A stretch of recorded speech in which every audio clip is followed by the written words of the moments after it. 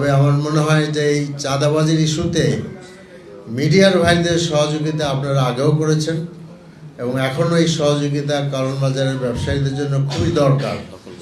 এবং দখলদারি করা এবং কারণ হলো যে এক একটা ট্রাকে বাসে বিভিন্ন ট্রাকে বিভিন্ন জায়গায় যে ব্যবসা করছেন তাদের কাছ থেকে মোটা অঙ্কের টাকা আদায় করা হয়। ব্যবসায়ীরা স্বাভাবিকভাবে ওই টাকাটা পণ্যের উপরে তারা আপনার ধরে এবং যার কারণে জিনিসের দাম বেড়ে যায়।